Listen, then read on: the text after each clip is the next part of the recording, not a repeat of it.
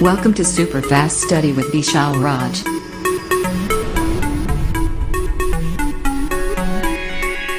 Hello दोस्तों, नमस्कार। आप सभी का स्वागत है आपके new YouTube channel super fast study with Vishal Raj. दोस्तों, हम आशा करते हैं आप लोग खुश होंगे, मस्त होंगे। तो आज आपके लिए हम लाए हैं नया क्लास, जहां पर बात करेंगे बहुत ही महत्वपूर्ण टॉपिक। जल्दी से लोग क्या करिए, क्लास में आ जाइए। और सभी जो है good evening all of you. तो हम आशा करते हैं आप लोग मस्त होंगे, खुश होंगे। तो जल्दी करिए, जल्दी से लोग क्लास में आ जाइए, फिर क्लास को स्टार्ट किया जाए।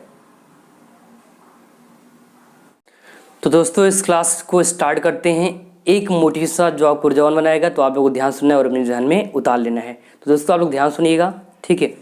जो स्वामी विवेकानंद हैं, जो बहुत महान व्यक्ति हैं, उन्होंने कहा था कि अगर आपको ऐसा लग रहा है कि आप कुछ नहीं कर सकते, अगर आपको ऐसा लग रहा है कि आप कुछ नहीं कर सकते, तो आप लोग दोस्तों क्या हो, अनंत हो। आपके यहाँ दोस्त अनंत हैं, ठीक है। और आपके अंदर वो क्षमता है कि आप दुनिया का कोई भी कार्य कर सकते हैं। आप में असीम शक्ति है जिससे आप कुछ भी कर सकते हो। तो इस महान व्यक्ति ने कहा था कि आपके यहाँ दोस्त अनंत हैं और आप कुछ भी कर सकते हैं। तो आप कुछ भी कर सकते हो, इसी मोटिव से इस क्लास को स्टार्ट करते हैं। तो फटाफट सभी लोग क्लास में आ जाइए, तो क्लास को स्टार्ट किया जाए, ठीक है। तो जैसे कि आप सभी को पता है, हमने इससे पहले भी बहुत सारा क्वेश्चन कराया था, महत्वपूर्ण क्वेश्चन था। वैसे आज भी ना दोस्तों बहुत ही महत्वपूर्ण क्लास होने वाला है और बहुत ही इंपॉर्टेंट, ठीक है। ये बात भी आपको ध्यान रखना है, ठीक है। तो आते हैं क्वेश्चन तरफ अपने। तो हम लोग बढ़ते हैं क्वेश्चन तरफ। देखो, आप लोग देख पा रहे हैं क्वेश्चन आपको दिखेगा आराम से, टेंशन नहीं लेना है। ढेर सारा क्वेश्चन है और अपने हम इस फेस वाले कैमरे को क्या करते हैं दोस्तों, छोटा कर देते हैं, ठीक है। छोटा कर देते हैं ताकि आपको सारा क्वेश्चन अच्छे से दिखाई दे, ठीक है। यहीं साइड में ऐसे लगा देते हैं ऊपर की तरफ।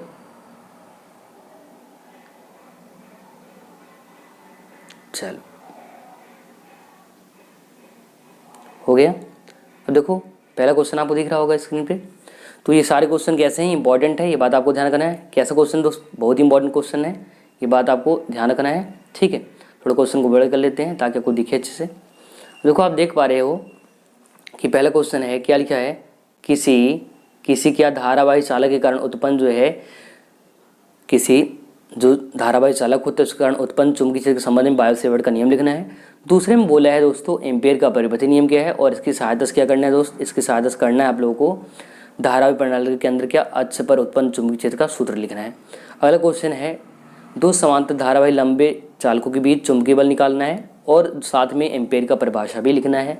अगला क्वेश्चन है, आवश्यक सिद्धांत देते हुए चल कुंडली गैल्वेनोमीटर की संरचना और कार्यविधि लिखना है। अगला क्वेश्चन, दिक्पात कोण, नमन कोण और पृथ्वी के चुंबकीय क्षेत्र के क्षैतिज घटक की व्याख्या करना है। फिर है फैराडे जो थे, फैराडे का विद्युत चुम्बकीय प्रेरण नियम लिखना है। लेंज का नियम लिखना है और यह किस सिद्धांत पर कार्य करता है वो भी लिखना है। फिर अगला है, विद्युत चुम्बकीय प्रेरण क्या है, इसके आधार पर स्वप्रेरण अथवा अन्य प्रेरण की घटना को समझाना है और साथ में उदाहरण भी लिखना है। अगला है, LCR संयोजन की अनुनादी परिपथ बनाते हुए इसका जो है सूत्र भी प्राप्त कीजिए। फिर अगला है, ट्रांसफार्मर की रचना तथा कार्यविधि का वर्णन कीजिए। अगला क्वेश्चन है, AC जनित तथा या फिर अथवा में चौक कुंडली का सचित्र वर्णन करना है, ठीक। और अगला क्वेश्चन है दोस्त, क्या है, मैक्सवेल के विद्युत चुम्बकीय तरंग सिद्धांत की व्याख्या कीजिए और इनका जो विशेषता है उसको भी लिखना है। ये सारे क्वेश्चन पार्ट 1 वाले हैं, फिर भी आपको सारे क्वेश्चन दिखाएंगे पार्ट 2 के, वो भी एग्जाम में बने हुए क्वेश्चन है, ये बात आपको ध्यान रखना है। और ये सारे क्वेश्चन कैसे हैं, कतई जहर सवाल हैं, ठीक है। आगे देखिए, आगे बात करते हैं। अब देखो, आगे क्वेश्चन है कि इन विद्युत चुम्बकीय तरंगों के उपयोग लिखिए, जिसमें से 3 चीज़ें दिया है। पहला क्या, सूर्य तरंग है, दूसरा क्या है, अवरक्त है, तीसरा क्या है, परावैंगनी, और चौथा क्या है, एक्सरे या एक्स किरणें कह सकते हैं। फिर आगे है, भंवर धारा क्या है और फोको धाराओं से आप क्या समझते हैं, इसका उपयोग भी लिखना है। फिर जस्ट अगला क्वेश्चन है, चुंबकशीलता, चुंबकीय प्रवृत्ति तथा आपसी चुंबकशीलता क्या है, इसका अर्थ क्या है, तात्पर्य क्या है, वो भी लिखना है। ये सारे क्वेश्चन का आंसर इस पूरी PDF में हमने तैयार किया है और बहुत सारा मेहनत लगा है और बहुत सारी एनर्जी भी लगी है। तो दोस्त, सेशन ना सभी लोग क्या कर दो, लाइक कर दो और क्या कर दो, दिल भेज दो। आप लोग जल्दी से क्या कर दोस्तों, दिल भेज दो, हमको भी मोटिवेशन मिलता है। आप लोग जो कमेंट करते हैं और कुछ बताते हैं, जो भी करते हो, तो उससे हमको मोटिवेशन मिलता है, जिससे मैं इतना ढेर सारा आपके लिए मेहनत कर पाता हूँ, ठीक है। 16 नंबर क्वेश्चन है, साइक्लोट्रॉन क्या है, इसके सिद्धांत और कार्यविधि का ना संक्षिप्त में विवरण लिखना है और सीमाएं भी लिखना है। फिर है, चुंबकीय द्विध्रुव आघूर्ण क्या है, इसका मात्रक और विमा भी लिखिए। अगला क्वेश्चन है, प्रत्यावर्ती धारा के वर्ग माध्य मूल मान क्या है, इसका व्यंजक भी प्राप्त कीजिए। अगला क्वेश्चन, लॉरेंज बल को परिभाषित कीजिए और समीकरण लिखिए। अगला है, एक समान चुंबकीय क्षेत्र निश्चित क्षण चुंबक पर बलयुग्म आघूर्ण के व्यंजक प्राप्त कीजिए। अगला है, धारामापी को वोल्टमीटर में रूपांतरण और जस्ट अगला है क्या, टोरॉइड के कारण उत्पन्न चुंबकीय क्षेत्र का मान एम्पीयर की परिपति नियम की सहायता से निकालना है। तो ये जो क्वेश्चन थे ना दोस्तों बहुत ही इंपॉर्टेंट है, किसके हैं, पार्ट 1 के हैं, ये बात आपको ध्यान रखना है, ठीक है। तो अब बढ़ते हैं क्या अगले क्वेश्चन पर, जो कि पार्ट 2 का होगा, उस पर देखेंगे हम लोग, ठीक है। तो आगे चलते हैं, क्वेश्चन किसके, पार्ट 1 के इंपॉर्टेंट वाले हैं। अब जस्ट इसके आगे बढ़ेंगे, जो कि क्या होगा दोस्तों, पार्ट 2 का होगा। तो बढ़ते हैं आगे, ठीक है। अब देखो यहाँ जो लिखा है पार्ट 2, जो इंपॉर्टेंट क्वेश्चन है कैसा है, पार्ट 2 का है। तो यहाँ से ना सारे क्वेश्चन एग्जाम में फंसने वाले हैं, वो चाहे 5 नंबर के हों, चाहे 1 के हों, चाहे 2 के हों, चाहे 3 को, ये आपके एग्जाम में पक्का आने वाला है। 100% जो एग्जाम होने वाला है उसमें पक्का फंसेगा, ये आपको ध्यान रखना है, ठीक है। तो यहाँ पर ध्यान रखना है आपको, पार्ट 2 का क्वेश्चन है क्या है, प्रकाश का परावर्तन पहले पूछा, साथ में नियम भी, दूसरा क्या है अपवर्तन क्या है और उसके अपवर्तन का नियम, फिर अगला है पूर्णांतरिक परावर्तन, फिर प्रिज्म द्वारा वर्ड विक्षेपण क्या है वो लिखना है, फिर निकट है दूरदर्शी दोष है उसके बारे में बताना है, फिर प्रकाश का प्रकीर्णन क्या है वो, फिर मेलस का नियम, फिर डी ब्रॉगली तरंग दैर्ध्य है, सौर सेल है और साथ में उसका वर्णन भी करना है, ब्रूस्टर का नियम है, प्रकाश का वितरण है, विवर्तन में अंतर स्पष्ट करना है, साथ में जरादृष्टि दोष है, अविनुगता क्या है उसको भी साथ में बताना है, उनका कारण निवारण भी लिखना है। अगला जो है प्रकाश का ध्रुवण क्या है, साथ में ध्रुव और अध्रुव के बीच अंतर भी लिखना है, ठीक है। आगे बढ़ते हैं, अगला है नाभिकीय रिएक्टर या परमाणु भट्ठी का वर्णन करना है, और अगला है ट्रांजिस्टर को दोलित रूप में कैसे लिखते हैं वो बताना है, और अगला है पीएन सनी डायोड को पूर्ण जस्टकारी के रूप में लिखना है, और अगला है प्रकाश तंतु क्या है या किस घटना पर आधारित है, और अगला है इलेक्ट्रॉन उत्सर्जन से क्या समझते हैं या इसको परिभाषित कीजिए, अगला है रेखीय आवर्धन को परिभाषित कीजिए और साथ में सूत्र भी लिखिए, अगला है लेंस के लिए फोकस न्यूटन का सूत्र है x x equal to F F dash का निगमन करना है, डेरिवेशन करना है। अब देखो कुछ और ही पार्ट 2 के इंपॉर्टेंट क्वेश्चन है, वो भी हम बना रखें। तो सारे क्वेश्चन को पहले आप चाहे स्क्रीनशॉट कर सकते हो, आप चाहे पीडीएफ यहाँ से लिंक से ले सकते हैं, आपको पीडीएफ मिल जाएगा, आपको ये बात ध्यान रखना है, ठीक है। तो अगला क्या है, देखो जो गोलीय पृष्ठ होता है उसके अपवर्तन के लिए सूत्र निकलता है 1/f equal to n-1 1/r1 - 1/r2, तो उसका निगमन डेरिवेशन करना है। फिर अगला है एक फार्मूला होता है n इक्वल टू n अपवर्तनांक होता है sine a plus delta m upon 2 upon sine a/2, निगमन करना है। n के अपवर्तनांक है, a के प्रिज्म का कोण है और डेल्टा m क्या है, यहाँ पर dm क्या है वो अल्पतम विचलन है। अगला है अपवर्तनी खगोलीय दूरदर्शी जो होता है उसका सचित्र वर्णन करना है, साथ में उसका आवर्तन क्षमता भी लिखना है, परावर्ती का भी करना है अगले में। फिर अगला तरंगांक क्या है, हाइगेंस का द्वितीयक तरंग सिद्धांत क्या है उसको लिखना है। फिर अगला है हाइगेंस द्वितीयक तरंगों के सिद्धांत के आधार पर परावर्तन है और अपवर्तन उसका व्याख्या करना है। एग्जाम में ये भी 5 नंबर के आ चुके हैं और ये सारे क्वेश्चन कैसे दोस्तों कतई ज़हर सवाल है, ये बात आपको इसको ना समझा देना है, ठीक है। अगला देखिए, अगला है यंग द्वारा जो यंग द्विक रेखा चित्र प्रयोग है उसके बारे में है, फिर इसकी चौड़ाई निकालना है, फिर विवर्तन क्या उसके बारे में है, और इन सब का आंसर भी साथ में पीडीएफ में तैयार किया है, बहुत सारा वर्क किया है, मेहनत किया है, फिर मैं आपको इस क्लास को दे पा रहा हूँ, ये बात आपको ध्यान रखना है। और क्लास को लाइक कर देना और अपने सभी दोस्तों को जरूर शेयर करना है जो आपकी बहुत करीबी हों और जो चाहते हैं बढ़िया नंबर उनका एग्जाम में आए। फिर अगला 9 नंबर पर प्रकाश विद्युत प्रभाव क्या है, और साथ में ना आइंस्टीन ने एक फार्मूला दिया था 1/2 या 1/2 mv स्क्वायर मैक्स में मैक्स स्क्वायर होता है करके, ठीक है। क्या है H V nu minus nu naught है, उसका वैल्यू निकालना होता है, वो भी इंपॉर्टेंट है। अल्फा प्रकीर्णन प्रयोग के आधार पर क्या रदरफोर्ड का परमाणु मॉडल है, इसमें कमी क्या है वो भी दिखाना है। साथ में हाइड्रोजन परमाणु क्या है, उसके लिए ऊर्जा स्तर 5 श्रेणियाँ होती हैं, लाइमन बामर पास्सन ब्रैकेट एंड फुंड, उसके बारे में भी बताना है। समस्थानिक है, संभारिक है, द्रव्यमान छद क्या है उसके बारे में है, नाव की विखंडन है, चलन उसके बारे में, नाव की संलयन की परिभाषा लिखना है, सूर्य नाव की संलयन की क्या करना है दोस्तों, परिभाषा लिखना है, वो भी कैसे लिखना है, सूर्य से ऊर्जा प्राप्त करके, ठीक है। फिर अगला क्वेश्चन है संधि पीएन सनी डायोड के लिए अग्र अभिनत और पश्च अभिनत के लिए लिखना है क्या, चित्र समझाना है। पीएनपी एनबीएन ट्रांजिस्टर क्या वो है, एलईडी है, साथ में ऊर्जा बैंड के आधार पर चालक कुचालक अर्धचालक की परिभाषा है, एंड नॉट और एन नॉर गेट क्या है दोस्तों, इन सब क्या है ध्यान रखने का सचित्र वर्णन करना है, ठीक है।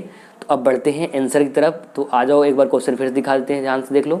तो पहला क्वेश्चन क्या है, बायो-सेवर्ट का नियम लिखना है, तो बायो-सेवर्ट के नियम पे चलने वाले हैं, तो इसके आंसर की तरफ आते हैं हम लोग।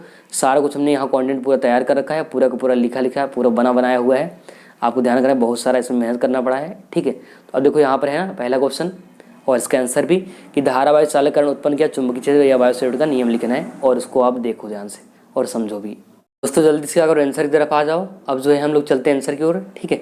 अब ध्यान से आपको आंसर सुनना है और आप चाहे डायग्राम जो है बढ़िया से आप बना सकते हैं, बड़ा छोटा हम डायग्राम करके दिखा देंगे, तो डायग्राम आप चाहे तो बना सकते हैं, ठीक है। डायग्राम देखो आपको दिख रहा है, आप डायग्राम जो बढ़िया से बना सकते हैं, ये डायग्राम आपको बनाना है, साथ में इसका आंसर क्या है वो आपको ध्यान से देखना है, ठीक है। अब है क्या, तो हेडिंग का नाम बायो-सेवर्ट का नियम या फिर इसी का दूसरा नाम एग्जाम बना चुका है धारावाहिक चालककरण जो उत्पन्न चुंबकीय क्षेत्र है उसका मान निकालना होता है, ये बात भी आपको ध्यान रखना है क्या। बायो और सेवर्ट दो वैज्ञानिक हैं, उन्होंने किया क्या था कि प्रयोग के आधार पर धारावाही चालक कारण उत्पन्न चुंबकीय क्षेत्र का मान निकाला, सूत्र ज्ञात किया था। होता क्या है, तो जैसा डायग्राम बना है उसी तरह इसमें हिंदी भी लिखा गया है। चलो इसको हटा के साइड में ऐसा लगा देते हैं, थोड़ा सा नीचे कर देते हैं, ठीक है। चलिए अब ठीक होगा। अब देखो क्या है, आपको ध्यान रखना है यहाँ पर कि माना ए बी धारावाही तार है जिसमें आई धारा प्रवाहित हो रही है, ठीक है। और जब धारा प्रवाहित होती है आगे जो घटना है तो उनको देखेंगे हम लोग, ठीक है। तो हो रही तार के एक छोटे खंड डेल्टा एन के मध्य बिंदु से स्मॉल आर दूरी पर धारा की दिशा में थीटा कोण बनाते हुए एक बिंदु पी है जिस पर उत्पन्न चुंबकीय क्षेत्र की तीव्रता बी पर मान निर्भर करता है। तो आपको ना 3-4 बातें आपको याद रखनी है। क्या क्या चीज़ है वो आपको ध्यान से देखना है। पहला पॉइंट ये याद रखना है, चुंबकीय क्षेत्र जो होता है बी होता है ना, वो धारा के समानुपाती होता है। दूसरा चीज़ ये होता है कि सेम वही चुंबकीय क्षेत्र क्या होता है, डेल्टा एल जो लंबाई है उसके भी समानुपाती होता है और साइन थीटा के एंगल के भी समानुपाती होता है। और चौथा बात आपको याद रखना है क्या, कि जो दूरी है ना, जो दूरी यहाँ से यहाँ तक था आर दूरी, देखो डायग्राम में, देखो डायग्राम में ये दूरी दिख रहा है, ये जो दूरी दिख रहा है यहाँ से यहाँ तक का जो दूरी है, ये देखो लाइन खींच के हमने दिखा दिया। ये जो दूरी है दोस्तों ये क्या होता है, ये भी ध्यान रखना है कि ये भी क्या होता है, ये दूरी भी उसके वर्ग में और वर्ग का व्युत्क्रमानुपाती क्रमानुपाती होता है, ये भी ध्यान रखना है किसके, चुंबकीय क्षेत्र के। चलो आगे बढ़ जाते हैं। अब जैसे ही इन चारों को एक साथ करते हैं ना, चारों को एक साथ करते क्या फॉर्मूला मिलता है, B proportional I delta L sine theta upon में R square B equal to mu naught, ठीक है, upon 4 pi I delta L sine theta upon R square.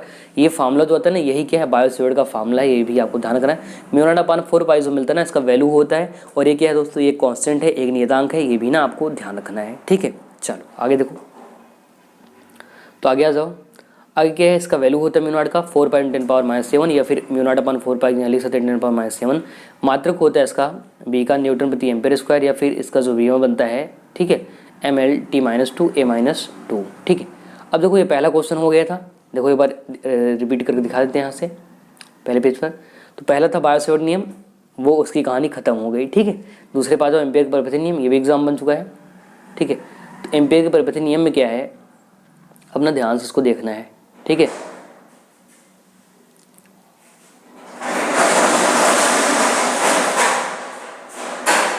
चलो देखो लिखा है एम आई का मतलब मोस्ट इंपॉर्टेंट क्वेश्चन, ठीक है।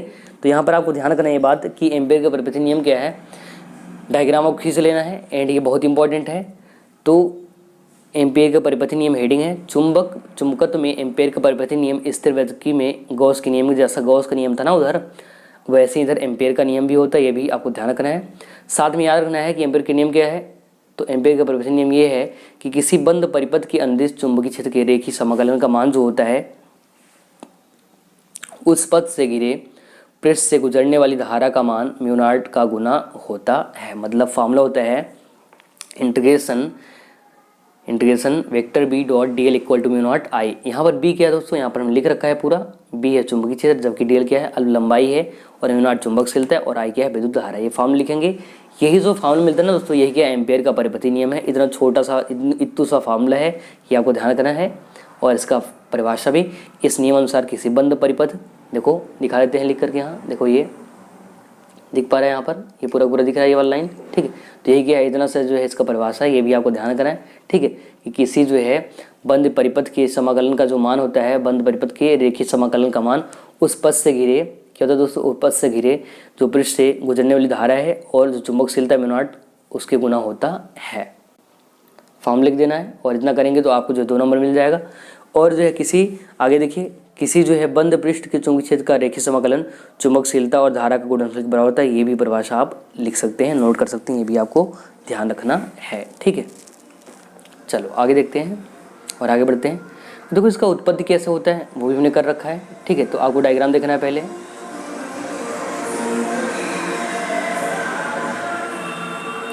उत्पत्ति के लिए ये वाला डायग्राम है जो आपको दिख रहा है ना, यहाँ पर ये डायग्राम जो दिख रहा है ना, क्या है, इसका उत्पत्ति का भी डायग्राम यही होता है, ध्यान रखना है आपको, ठीक है। अब देखो बढ़ाते हैं इसको, आगे बढ़ाते हैं। तुमने कहा उत्पत्ति में क्या होता है, हम मानेंगे एक लंबे रेखीय चालक तार में आई धारा नीचे से ऊपर की ओर प्रवाहित हो रही है, तो नीचे से ऊपर को धारा जाएगा, फिर होगा क्या, चालक तार के चारों ओर आर्क त्रिज्या का वृत्तिपथ जिसका केंद्र ओ चालक तार पर है। वृत्तिपथ के किसी बिंदु P पर धारावाही चालक कारण उत्पन्न चुंबकीय क्षेत्र ज्ञात करना है, जो कि मिलता है फार्मूला बी बराबर म्यू नॉट अपान 4 पाई आई अपान में आर। ये बात भी आपको ध्यान रखना है, ठीक है। आगे बढ़ाते हैं।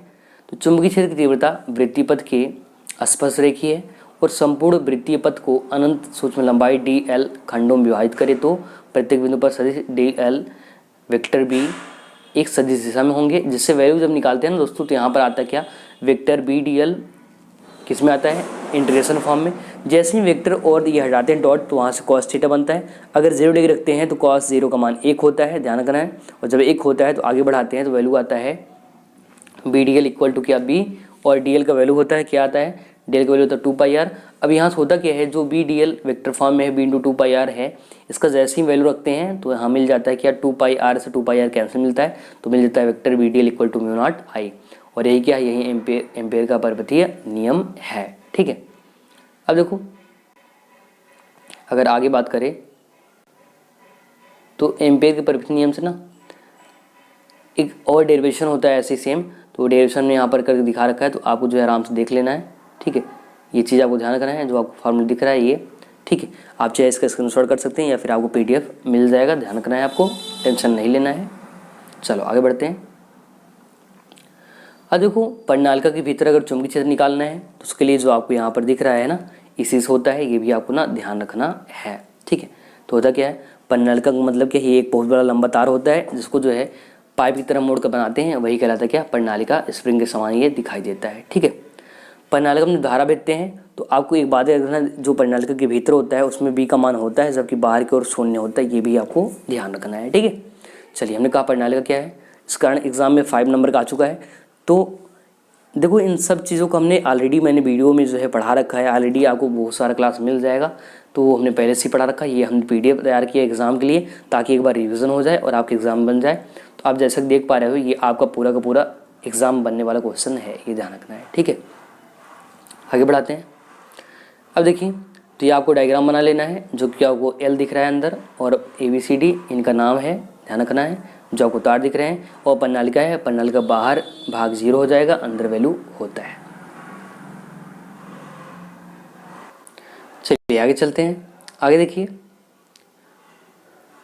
ABCD हैं, 4 भाग हैं तो 4 जगह वैल्यू निकलते हैं। जैसे भी DL cos थीटा आता है तो हटाते हैं, तो आपको ध्यान रखना है कि जो 2 जगह हैं यहाँ पर देखो डायग्राम में 90 डिग्री काम करेगा, 2 जगह क्या होगा, 90 डिग्री काम करेगा। ठीक है, तो यहाँ पर cos 90 डिग्री लिखा होगा, देख लो। तो पहले में 0 है, 0 काम कर रहा है, दूसरा 90 है, अगले में भी 0 और अगले में 90। ठीक है, जैसे वैल्यू फाइंड करते हैं तो वैल्यू मिलता है। तो पूरा सॉल्व करने के बाद दोस्तों बाद में आता है क्या, ABCD vector VDL equal to BL और डेल्टा L जो DL था उसके L आया वैल्यू फाइंड करने पर मिलता है। और इसको सॉल्व करने पर पूरा अगर फिर N है तो उनको सॉल्व करते तो फार्मूला क्या मिलता है, B और म्यू नॉट NI। ठीक है, ये चीज़ आगे देखो एग्जाम में कई बार टोराइड का भी पूछ चुका है, तो ये टोराइड का स्क्रीनशॉट कर लीजिए आप लोग। ठीक है, एग्जाम में आ चुका है और हमने क्वेश्चन बनाया भी था, तो वहाँ पर आपको दिख जाएगा, ध्यान रखना है आपको। ठीक है, तो ये टोराइड का है। टोराइड का मतलब कोई जो है एक वलय, एक गोलाकार क्या है, दिख रहा है आपको, गोलाकार क्या है, वलय है जिसको ऐसे परिनालिका से मोड़ देते हैं, वही वलय कहलाता है। सॉरी दोस्तों।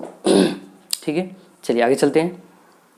तो टोराइड में जब वैल्यू निकालते हैं ना, यहाँ पर देख से चलो आप लोग, टोराइड का वैल्यू कितना मिलता है तो आपको देख लेना है, BL equal to mu naught और इसका पूरा फॉर्म मिलता है B और म्यू नॉट NI। या फिर अगला फार्मूला मिल जाता है क्या, B और mu naught NI upon 2πr। ये फार्मूला आपको ध्यान रखना है। चलो आगे चलते हैं। देखो लॉरेंज बल की बात कर रहा है, तो ये भी आपका एक अलग क्वेश्चन है। ठीक है, देखो एक बार यहाँ दिखा देते हैं क्वेश्चन में, लॉरेंज बल क्या है, इसका एक अलग क्वेश्चन है।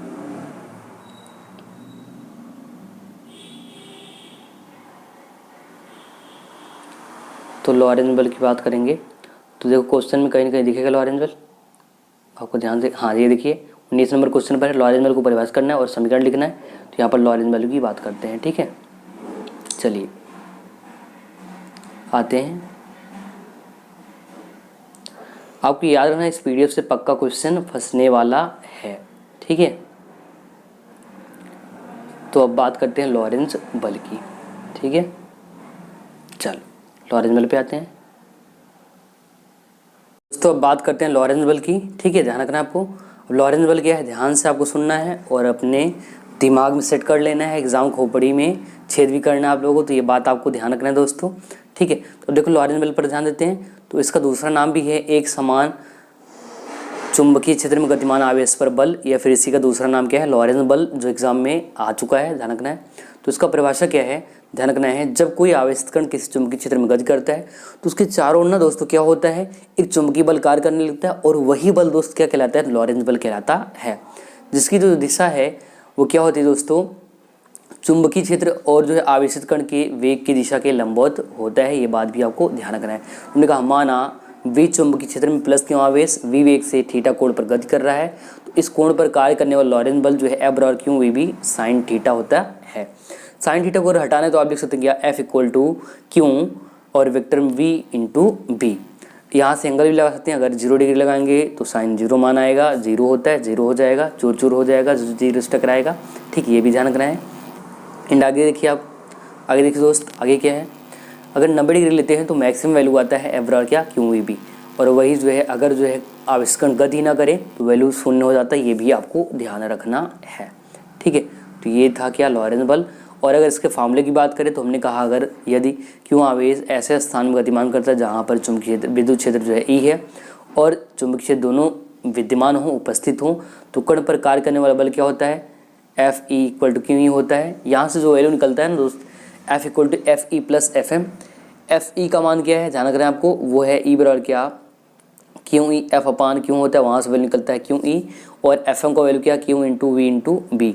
वैल्यू एक साथ देखो यहाँ पर हमने लिख रखा है बॉक्स में, ये वाला फार्मूला आपको नोट कर लेना है, ठीक है, ये बहुत इंपॉर्टेंट फार्मूला है, ये ध्यान रखना है आपको, ठीक है। तो ये लिखा गया है तो ये चीज़ आपको जानते रहना है कि हो जाता है कि ये जो फार्मूला में बॉक्स लिखा है एफ बराबर क्यू कोष्टक में ई और प्लस में आपको याद रखना है वेक्टर वी और क्या है इंटू में बी। ये फार्मूला बहुत इंपॉर्टेंट है और इस समीकरण को लॉरेंस समीकरण कहते हैं, ठीक है, ये भी आपको ध्यान रखना है, ठीक है।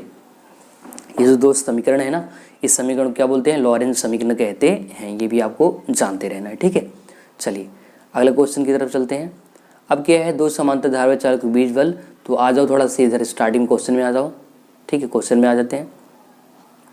देखो क्वेश्चन में क्या आपको दिखेगा कि देखो तीसरे क्वेश्चन क्या है, तो आपको याद रखना है दोस्तों, आपको याद रखना है क्या कि जो एम्पेयर की परिभाषा निकालना है ना, दो समांतर धारावाही चालक के बीच बल निकालना है, और साथ में क्या परिभाषा, उसी की सहायता से निकलता है, और उसी की हम लोग दोस्त बात करने वाले हैं। तो बढ़ते हैं आंसर की तरफ, ठीक है, चलो आंसर तरफ आते हैं। तो इतना बड़ा सा जो हमने तैयार किया है, जो कि आपको दिख रहा है कितना बड़ा है, और एग्ज़ाम में पक्का फंसेगा, ये भी आपको ध्यान रखना है। चलो आ जाओ आगे, तो चल रहे हैं किसकी तरफ, तो हमको आंसर चाहिए किसका, जब दो समांतर धारावाही चालक तार हैं तो उनके बीच बल निकालना है। तो पहले तो ये डायग्राम आपको ध्यान रखना है, थोड़ा सा बड़ा करके डायग्राम दिखाते हैं साइड में करके, ठीक है। ये तो डायग्राम देख पा रहे हो आप लोग, ठीक है, दो तार है, थोड़ा सा ये अपना जो चेहरा है इसको इधर साइड में करते हैं, आपको दिखाते हैं, ठीक है। अब देखो, आप देख पा रहे हैं दो तार है, एक पी है और एक क्यू है, सॉरी पी है और जो है आर है, यहाँ पर दो तार है, तो तार का नाम रखा है पी और आर, आप चाहे ए और बी भी लिख सकते हैं, कोई दिक्कत यहाँ से होने वाला नहीं, ये भी आपको जानते रहना है, ठीक है। आगे देखिए, पहले वाले में ना I1 धारा जा रहा है, दूसरे में I2 धारा जा रहा है, और दोनों अंदर की तरफ बल काम कर रहा है, फोर्स काम कर रहा है, इस तरह एफ इधर भी और इधर भी बल काम कर रहा है, वो आप तार में देख पा रहे हैं। और ये एक में धारा ऊपर नीचे जा रहा है, तो डायरेक्शन बल का फोर्स इधर अपोजिट साइड काम कर रहा है, मतलब एक इधर बल जाएगा और एक बल इधर जाएगा अपोजिट, जो भी डायग्राम आप देख पा रहे हैं, ठीक है। चलिए अब जो है इसका पूरा दिखाते हैं, ठीक है।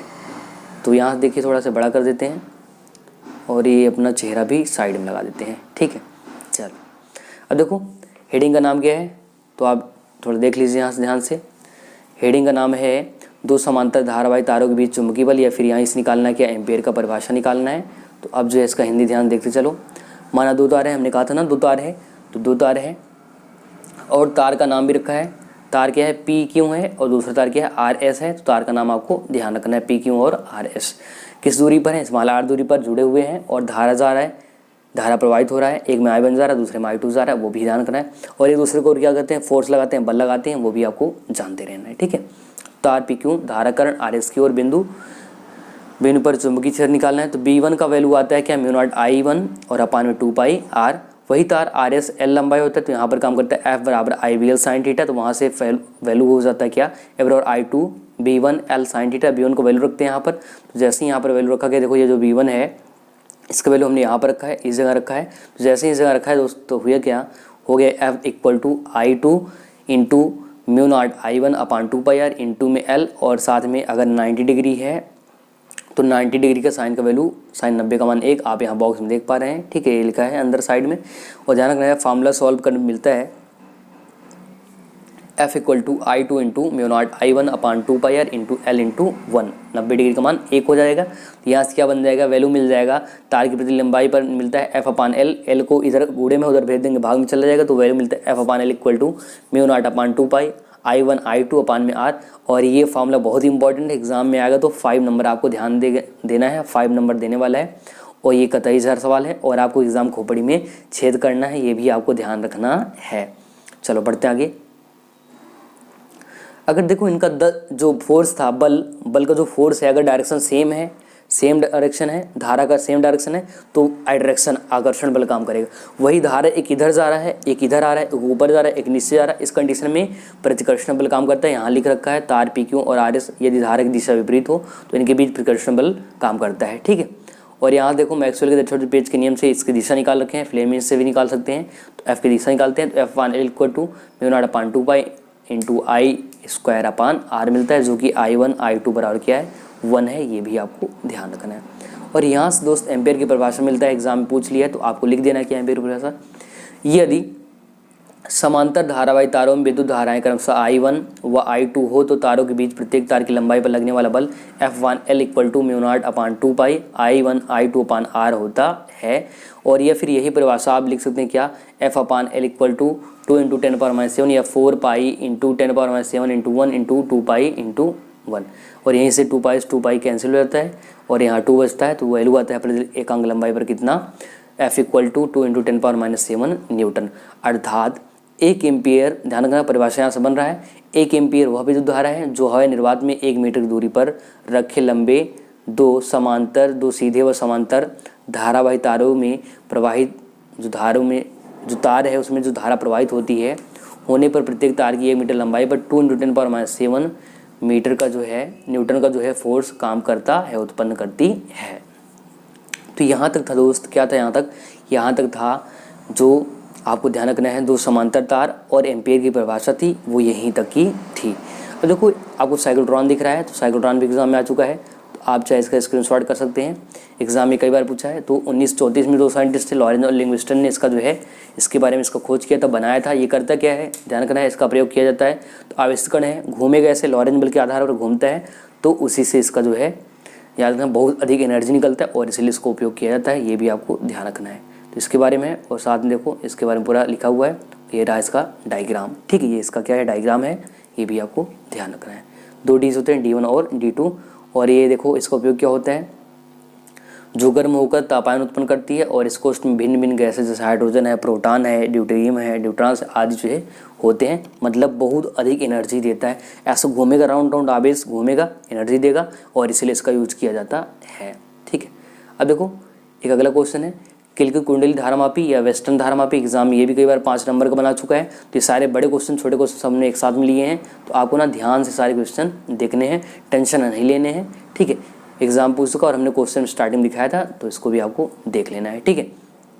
तो अब देखो ये जो किलकित धारामापी का काम क्या होता है, धारा का माप करना, तो ये भी धारा का माप करता है। तो आप डायग्राम देख पा रहे हैं किस तरह डायग्राम बना हुआ है, ठीक है। ये डायग्राम देखो कैसे बना है, आपको ध्यान रखना है, स्प्रिंग लगा है, एक रोड है, साथ में N और S नॉर्थ मैग्नेट है और साउथ मैग्नेट है, ये चुंबक है, नॉर्थ और साउथ पोल, ठीक है, ये ध्यान रखना है आपको, ठीक है। अब देखो आगे इसकी रचना की बात करते हैं। तो सुविधा के लिए प्रयोगशाला में किलकित कुंडली का प्रयोग किया जाता है। यह निलंबित कुंडली से सुग्राही होता है, ठीक है, अधिक ग्रहण कर पाता है, परंतु अधिक सुविधाजनक होता है। इसमें नर्म लोहे की एक बेलनाकार क्रोड के चारों ओर एल्युमिनियम के फ्रेम पर लपटी हुई तांबे की पृथकृत मतलब अलग अलग तार के अनेक फेरे वाली कुंडली होती है, जो अवतलाकार कटे हुए अस्थायी तथा विपरीत चुंबकीय ध्रुव तथा बेलनाकार क्रोड दोनों मिलकर चुंबकीय क्षेत्र की त्रिज्यीय बनाते हैं। यह कुंडली एक कमानी से जुड़ी होती है तथा कुंडली से एक संकेतक भी जुड़ा होता है, और जो कुंडली के संकेतक से जुड़ा होता है, आगे देखो, जो कुंडली के घूमने के साथ साथ वो भी घूमती है।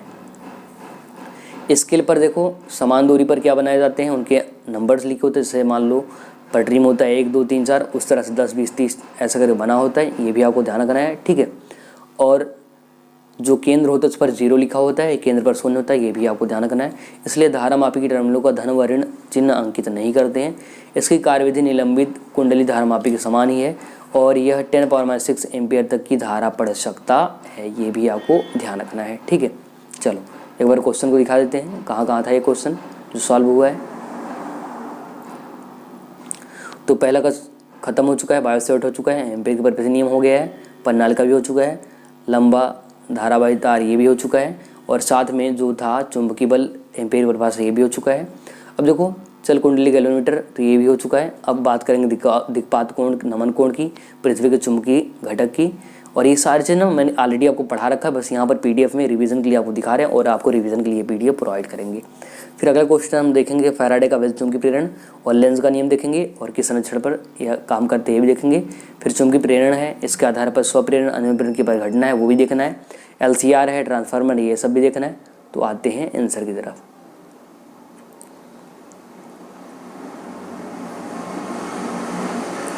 ठीक है, आंसर की तरफ आते हैं।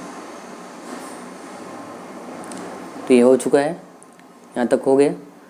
अब देखो एक एक लाइन का परिभाषा है, इसको भी देख लो थोड़ा से। तो पृथ्वी के चुंबकीय अवयव 3 होते हैं, दिक्पात कोण होता है, दूसरा होता है नतीजा नमन कोण होता है, और फिर पृथ्वी के चुंबकीय क्षैतिज घटक होता है, ये भी आपको ध्यान रखना है। दिक्पात कोण क्या है? तो किसी स्थान पर चुंबकीय आमोत्तर या भौगोलिक आमोत्तर के बीच बने कोण, नियमन कोण को क्या कहते हैं दोस्तों? दिक्पात कोण कहते हैं। इसे अल्फा से व्यक्त करते हैं। नतीजा नमन कोण क्या है? तो पृथ्वी के चुंबकीय क्षेत्र की दिशा तथा क्षैतिज दिशा के मध्य बने कोण को नतीजा नमन कोण कहते हैं, ये भी आपको ध्यान रखना है। ठीक है, आपको एक नोट पॉइंट याद रखना है कि नति कोण का एग्जाम में 1 नंबर का पूछ चुका है, ध्यान रखना है। तो क्या पूछा था कि नति कोण का जो मान होता है चुंबकीय ध्रुव पर 90 डिग्री, जबकि नीरज पर कितना 0 डिग्री होता है। अब देखो यहाँ पर एक डायग्राम है जो कि आपको देखना है, यही चुंबकीय क्षेत्र का क्षैतिज घटक बताता है, उसी की बात करने वाले हैं, ये भी आपको ध्यान रखना है। ठीक है, चलो अब देखो, तो यहाँ से BH BV का वैल्यू आता है और यहाँ से डेरिवेशन करने पर, ये हमने ऑलरेडी वीडियो में करवाया है, तो आप जो है क्लासेस का देख सकते हैं डिटेल से, वहाँ हमने इन सब का पढ़ा रखा है एकदम बढ़िया तरीके से। ठीक है, तो ये भी आपको ध्यान रखना है कि वैल्यू कितना मिलता है, BE बराबर रूट में BH स्क्वायर प्लस BV का स्क्वायर। ठीक है, BV का स्क्वायर कर देना है आप ना, ऐसे करके पढ़ाएं हैं, तो ध्यान रखना है। यहाँ से एक फार्मूला था tan theta equal to BU/BH, और ये बहुत इंपॉर्टेंट फार्मूला है। ठीक है, तो एक बार दिखा देते हैं, आप चाहे तो स्क्रीनशॉट कर लो, चाहे तो आराम से लिख लेना, इसको कोई टेंशन नहीं लेना है। ठीक है, इतना कर लीजिए पहले स्क्रीनशॉट, ये कर लीजिए यहाँ तक का। ठीक है, हो गया होगा, ये भी कर लीजिए, क्षैतिज घटक भी कर लीजिए, और ये इसका हिंदी भी कर लीजिए। ठीक है, कर लीजिए, और ये इसका डेरिवेशन भी है पूरा, यहाँ से इसको भी कर लो आप लोग, और इसको हमने सॉल्व करवाया, कर लेना है आपको अच्छे से, ध्यान रखना है। ठीक है, चलो आते हैं अगले क्वेश्चन की तरफ। तो अब आते हैं जो है अगले क्वेश्चन पर। अगला क्वेश्चन क्या है, तो लिखा हुआ है, क्या आप देख पा रहे हैं? थोड़ा सा बड़ा भी कर देते हैं, आपको दिखाई देगा अच्छे से। तो इलेक्ट्रोमैग्नेटिक इंडक्शन, जिसको बोलते हैं विद्युत चुंबकीय प्रेरण। ठीक है, तो होता क्या है, जब चुंबक और जो है कुंडली के बीच आप इच्छित गति कराते हैं तो होता क्या, फ्लक्स में परिवर्तन होता है, जिसके कारण क्या आता है, ध्यान रखना है आपको, जिसके कारण क्या होता है, जिससे एक विद्युत वाहक बल उत्पन्न होता है और जिसे प्रेरित विद्युत वाहक बल कहते हैं। और यदि परिपथ बंद प्रकार का है तो उसमें जो है एक धारा बहेगा जिसे प्रेरित धारा कहते हैं। ठीक है, और ये जितना घटना हो रहा है ना, इन सारी घटनाओं क्या बोलते हैं, विद्युत चुंबकीय प्रेरण कहते हैं। और आप ये डायग्राम देख पा रहे हैं, ये आपको बना लेना है और ध्यान रखना है। ठीक है, एग्जाम में पूछ चुका है, ध्यान रखना। देखो आगे है, अगला क्वेश्चन है फैराडे का विद्युत चुंबकीय प्रेरण है, ये भी दोस्तों आपको ध्यान रखना है। फैराडे का विद्युत चुंबकीय प्रेरण, दो नियम है इसके और दोनों बहुत इंपॉर्टेंट है। ठीक है, तो फैराडे विद्युत चुंबकीय प्रेरण का 2 नियम है। पहला नियम क्या है, जब किसी परिपथ में विद्युत चुंबकीय फ्लक्स के मान परिवर्तन करते हैं, ये किया जाता है, तो परिपथ में प्रेरित विद्युत वाहक बल उत्पन्न हो जाता है। यह विद्युत वाहक बल करता क्या है, यह तभी तक प्रेरित होगा जब तक जो है परिपथ में विद्युत चुंबकीय फ्लक्स में क्या करेंगे, परिवर्तन करेंगे। अगर परिवर्तन करना बंद करते हैं ना दोस्त, तो उसके बाद क्या होता है, रुक जाता है। आपको ये बात भी ध्यान रखना है। ठीक है, सो आगे चलते हैं। ठीक है, इसको लिख लो, चाहे तो स्क्रीनशॉट कर लो आप लोग। आगे देखो दूसरा नियम क्या है, दूसरा नियम इसी का उल्टा है, ध्यान रखना है। होता क्या है, इस नियम के अनुसार कुंडली में उत्पन्न प्रेरित विद्युत वाहक बल फ्लक्स परिवर्तन की दर के समानुपाती होता है, अर्थात E proportional minus delta phi upon delta T, या फिर minus K delta phi upon delta T. और E बराबर क्या हो जाता है, minus delta phi upon delta T, अगर K का मान 1 रखते हैं। और यहाँ ऋणात्मक का अर्थ क्या है दोस्तों, ध्यान रखना, ये हमेशा फ्लक्स परिवर्तन क्या करता है, विरोध करता है, ये भी आपको ध्यान रखना है। और इस नियम क्या कहते हैं, इसे न्यूमैन का नियम, नए आदमी का नियम भी कहते हैं, ये भी आपको जानते रहना है। और अगर कुंडली में फेरो संख्या कैपिटल एन है तो क्या होता है, ई और माइनस एन डी फाई अपान डी टी, या फिर आप जो है इसको एन फाई को उधर भेजोगे तो मिल जाएगा एन फाई होता है क्या, फ्लक्स गतिकाओं की संख्या है, ठीक है, और इसका मात्रक वेबर टर्न होता है। अब देखो इसके बाद लेंस का नियम आता है, एग्जाम में कई बार लेंस का नियम पूछा, हमने बताया था कि लेंस का नियम क्या है, इस नियम अनुसार विद्युत चुम्बकीय प्रेरण के कारण उस कारण का विरोध करता है, प्रेरित धारा का उस कारण का विरोध करता है जिस कारण धारा उत्पन्न हो। जैसे आप लोग अपने माता पिता का विरोध करते हैं जब शादी कर लेते हो, तो ऐसे ये भी क्या होता है, लेंस का नियम है कि धारा जो उत्पन्न होता है ना, वो प्रेरित धारा हमेशा उस कारण का विरोध करेगा जहाँ से वो उत्पन्न होता है। और ये किस संरक्षण पर, तो ये याद रखना है, ऊर्जा संरक्षण के नियम पर आधारित है या उसका पालन करता है, ठीक है। मोस्ट इम्पोर्टेंट क्वेश्चन है स्वप्रेरण, जिसको सेल्फ इंडक्शन बोलते हैं। इसका अर्थ क्या है, ध्यान रखना, जब एक कुंडली में धारा प्रवाहित करते हैं तो खुद ही स्वतः ही धारा प्रवाहित करने लगता है, भेजने लगता है, और यही घटना कहलाता है स्वप्रेरण, ये भी आपको ध्यान रखना है, ठीक है। तो आप देख पा रहे हैं किसी कुंडली में प्रवाहित विद्युत धारा के मान में परिवर्तन कारण कुंडली में एक विद्युत धारा उत्पन्न हो जाती है, और इस घटना को स्वप्रेरण या चुंबकीय प्रेरण की स्वरण की स्वप्रेरण या सेल्फ इंडक्शन कहते हैं। आगे देखो, स्वप्रेरण गुणांक या स्वप्रेरकत्व, ये भी एग्जाम में कई बार आ चुका है, साथ में ही आता है, और आता है तो 5 नंबर का आता है, ये भी आपको ध्यान रखना है, ठीक है। तो स्वप्रेरण गुणांक क्या है, तो हमने कहा मान लो कोई कुंडली है जिसमें n फेरे हैं और कुंडली में I धारा भगा रहे हैं, प्रवाहित कर रहे हैं, भेज रहे हैं, भगा रहे हैं, ठीक। तो होता क्या है, उसमें फेरे से बस जितना भी फ्लक्स होगा, परिवर्तन होगा, फाई हो तो फ्लक्स दिखाओ एन फाई की धारा के समानुपाती होता है, मतलब एन फाई प्रोपोर्शनल साइन आई, और जैसे ही आई को हटाते हैं, मतलब यहाँ पर जो प्रोपोर्शनल साइन चिन्ह हटाते हैं, देखो यहाँ पर चिन्ह हटाते हैं, यहाँ चिन्ह हटाते हैं तो हमेशा क्या आता है, एल आ जाता है, और यही क्या होता है, जो एल आ जाता है, ध्यान रखना है आपको, यही एल क्या है, यही सेल्फ इंडक्शन है, और फॉर्म मिलता है एल बराबर एन फाई अपान आई, ये भी आपको याद रखना है, ठीक है। चलिए, यहाँ एल क्या है, समानुपाती नियतांक है, जिसे स्वप्रेरण या स्वप्रेरण गुणांक कहते हैं, स्वप्रेरकत्व कहते हैं। अगर धारा का मान 1 एम्पीयर कर देते हैं तो परिभाषा में जाता है, अतः किसी कुंडली का स्वप्रेरण गुणांक जो है फ्लक्स ग्रंथिकाओं के रूप में कुंडली में चुंबकीय फ्लक्स ग्रंथिकाओं के बराबर होता है, जब कुंडली में धारा कितना 1 एम्पीयर होती है, तब होता है, ध्यान रखना है, ठीक है।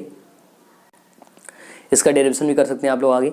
तो यदि कुंडली में धारा परिवर्तन कारण प्रेरित विद्युत वाहक बल ई हो तो ई बराबर N delta phi upon delta T, ठीक है। आगे हटाएंगे तो यहाँ से वैल्यू आ जाता है, ये आपको फॉर्मूला ये वाला याद रखना है कि ई बराबर मिलता है माइनस एल डी डेल्टा आई अपान डेल्टा टी, ठीक है। ये भी आपको फॉर्मूला याद रखना है, ठीक है।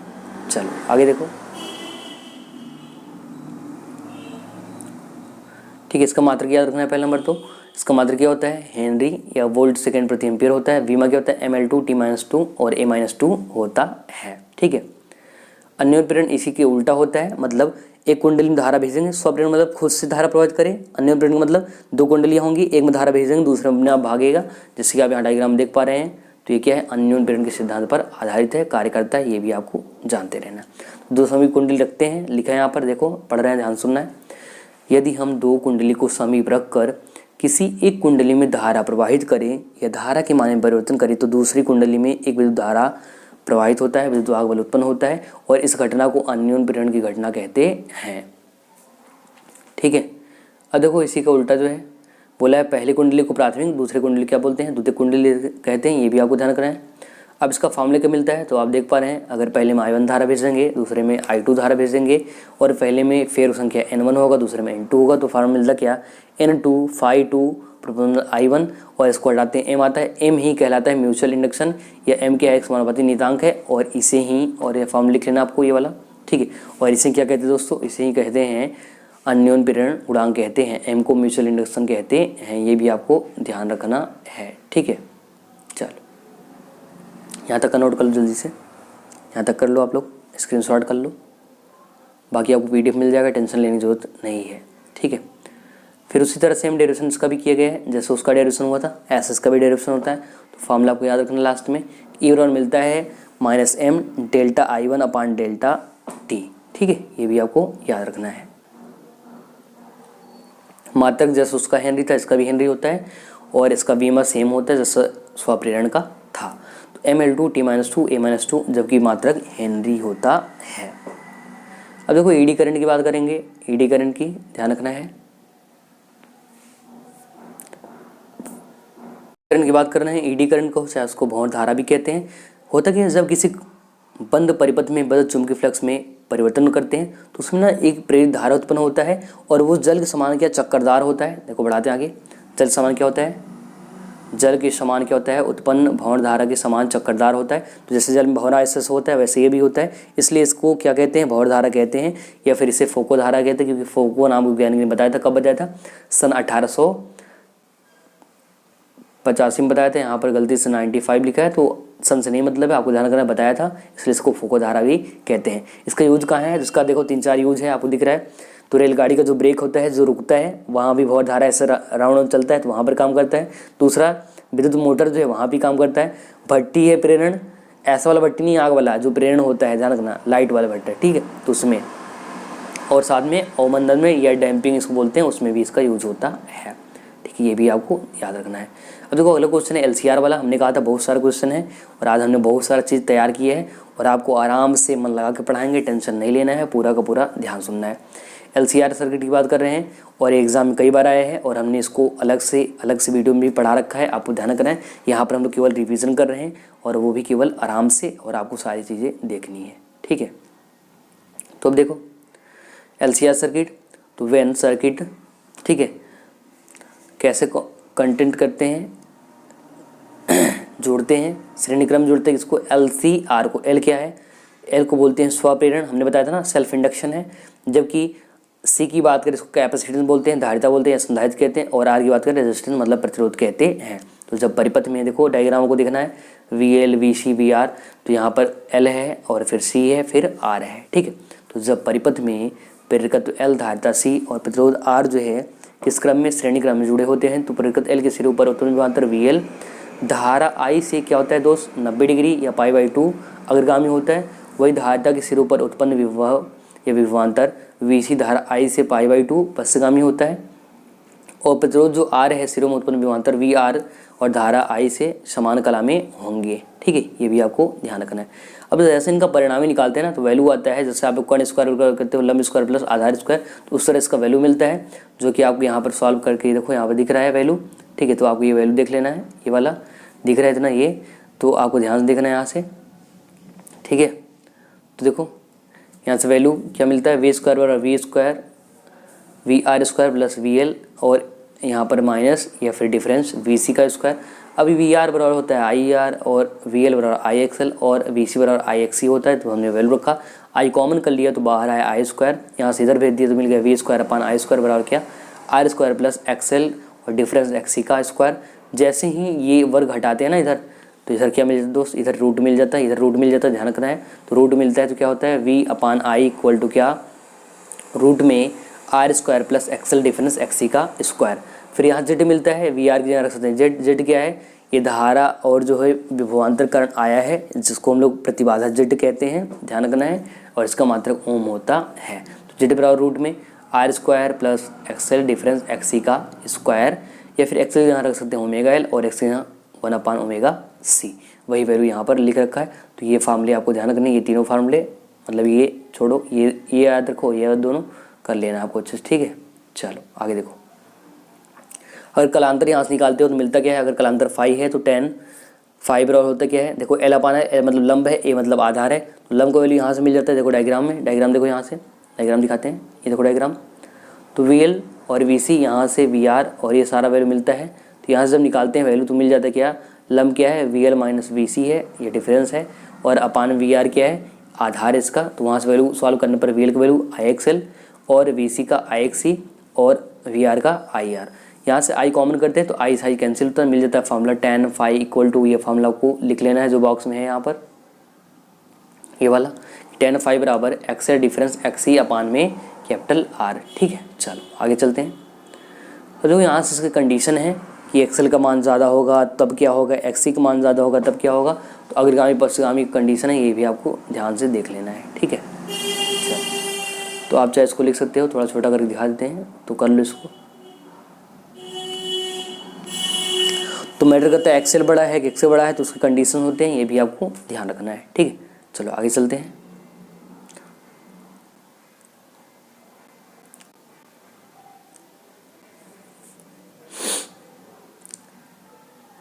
देखो अगला क्या है, चोक कुंडली आ गया, क्या आ गया, चोक कॉइल आ गया। चोक कुंडली का मतलब वही है जो जब शादी विवाह में जाते हो तो रॉड में लगाओ तो चोक कॉइल, इसको भी हमने पढ़ा रखा है ऑलरेडी। तो चोक कुंडली उसी कहते हैं, ध्यान रखना है। अब यहाँ पर चोक कुंडली की बात करें, चोक कुंडली एक ऐसी युक्ति है, चोक कुंडली क्या है, ये ऐसी युक्ति है, ऐसा जुगाड़ है, ऐसा टेक्निक है जो करता क्या है, प्रत्यावर्ती धारा परिपथ में लगभग नगण्य विद्युत ऊर्जा हाथ के साथ धारा को नियंत्रित, धारा को कंट्रोल करता है। धारा को क्या करता है दोस्त, कंट्रोल करता है, ये भी आपको ध्यान रखना है। चोक कुंडली देखिए, इसका डायग्राम देखो, बड़ा कर देते हैं, बड़ा करके डायग्राम दिखाते हैं। ये अपना फोटो उधर लगाते हैं और ये डायग्राम देख लो ध्यान से, ठीक है। यही डायग्राम क्या है, लोहे का करोड़ लगा होता है, साथ में तांबे का तार कुंडली लगी होती है, प्रत्यावर्ती जो धारा स्रोत है वो जुड़ा होता है, साथ में बल्ब लगा होता है। बल्ब मतलब वही जो जलता है, याद रखना है, ठीक है। चलो इसके बारे में बात करते हैं थोड़ा सा।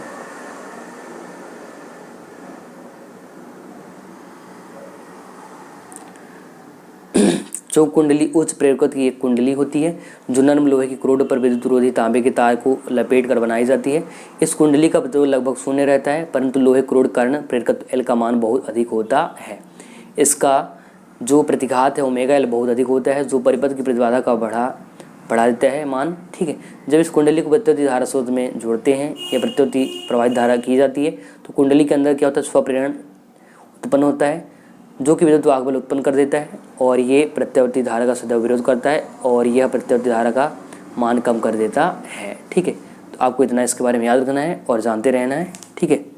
चल आपको ये नोट पॉइंट याद रखना है जो हैज में लिखा है, जिस प्रकार जिस धारा परिपथ में धारा को नियंत्रित करने के लिए प्रतिरोध का उपयोग करते हैं, उसी प्रकार जो प्रत्यावर्ती धारा में इसका कंट्रोल करने के लिए चोक कॉइल का यूज करते हैं। अब जो सवाल है ना दोस्त, ये बहुत इंपॉर्टेंट सवाल है, ये जो ट्रांसफार्मर है बहुत इंपॉर्टेंट क्वेश्चन है, ये भी आपको ध्यान रखना है, ठीक है। चलो ट्रांसफार्मर की तरफ आते हैं अब।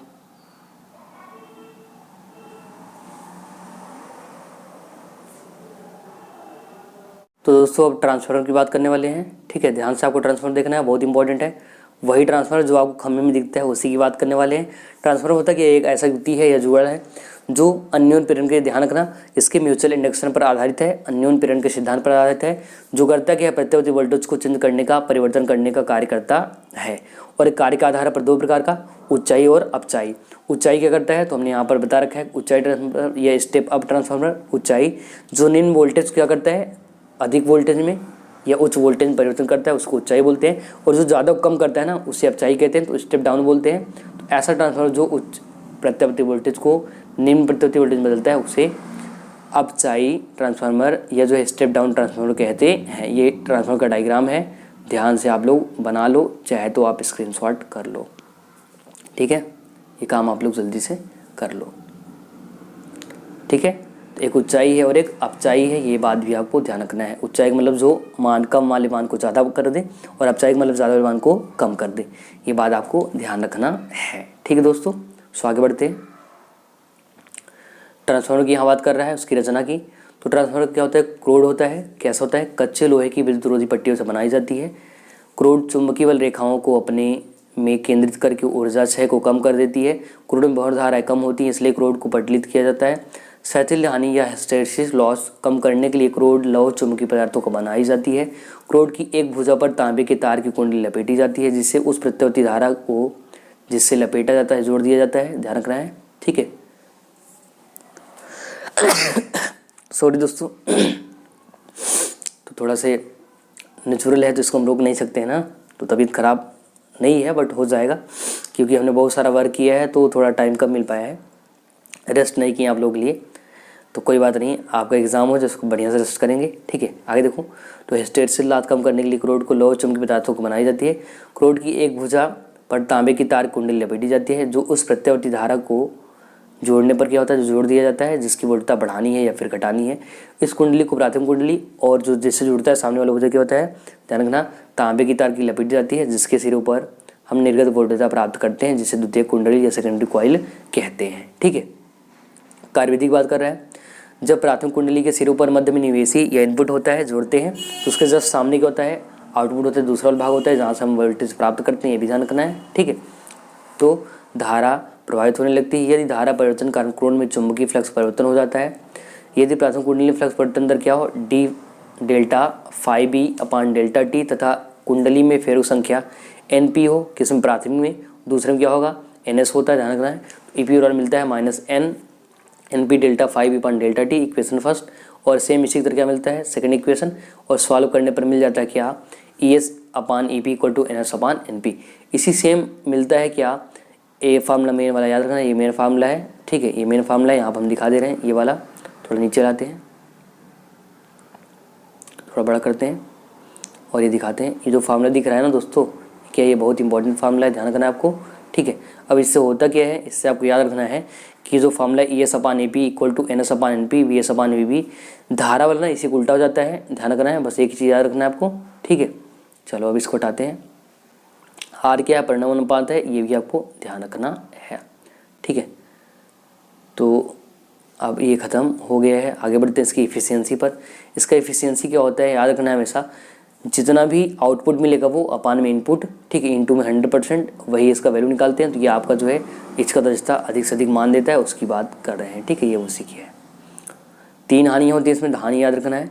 एक तो तांबे में हानि होता है, ताम्र हानि, और एक भौर धारा में हानि होता है, और फिर सैथिल हानि, ये तीनों आपको याद रखना है। अब देखो इलेक्ट्रिक जनरेटर है, जनरेटर की बात कर रहा है, 2 प्रकार का, एक एसी होता है एक डीसी होता है, ध्यान रखना है। और जनरेटर करता क्या है, एक ऐसा यंत्र है, मशीन है जो यांत्रिक ऊर्जा को विद्युत ऊर्जा में बदलता है, जिसे विद्युत जनित या डायनामो कहते हैं। किस सिद्धांत काम करता है, विद्युत चुम्बकीय प्रेरण के सिद्धांत पर, ठीक है। तो याद रखना है, और ये आपको ध्यान रखना है, यह ऐसी होती है जो यांत्रिक ऊर्जा को विद्युत ऊर्जा में या प्रत्यावर्ती एसी में बदलता है, उसे ही बोलते हैं क्या, एसी जनरेटर कहते हैं। ये इसका डायग्राम है, और इसका सिद्धांत क्या है, विद्युत चुम्बकीय प्रेरण का सिद्धांत है। बाकी आप जो है इसका कंस्ट्रक्शन जान सकते हैं। इसमें 4 भाग होते हैं, ध्यान रखना है। एक चुंबक वाला भाग होता है जो आपको एन और एस दिख रहा है, ये जो आपको दिख रहा है एन और एस, ये और ये एन और एस से क्या है, ये आपका चुंबक वाला भाग है। 4 भाग होता है, क्षेत्र चुंबक, ठीक है। दूसरा होता है आर्मेचर कुंडली है, ठीक है, जो कि आपको दिख रहा है। तीसरा क्या है, सर्पी वलय है, और साथ में चौथा क्या है, ब्रश है। तो आपको यहाँ डायग्राम दिखा देते हैं सब कुछ। जो एन और एस दिख रहा है ना दोस्त, ये क्या है, मैग्नेट है, क्षेत्र चुंबक है। वही जो है आपको ABCD दिख रहा है, जो ABCD दिख रहा है वो आर्मेचर है, ये कुंडली है। और जो आपको सर्पी वाला दिख रहा है वो क्या है, सर्पी वाला है, ठीक है, जो आपको C1 C2 दिख रहा है, ठीक है, या फिर S1 S2 स्लिप रिंग्स। और जबकि B1 और B2 क्या है, ये ब्रश हैं, ये भी आपको ध्यान रखने हैं, ठीक है। चलिए आगे बढ़ते हैं। कार्यविधि क्या होता है, जब उसको घुमाते हैं धारा का मान बढ़ता है, और फिर वही धारा क्या करता है, चेंज करता है। जब घूमे जितना देर चलेगा उतनी देर में ही उतना एनर्जी देगा, जैसा जनरेटर करता है, ठीक है, चलता है जैसे वैसे ही है, ठीक है। चलो तो आगे बढ़ते हैं।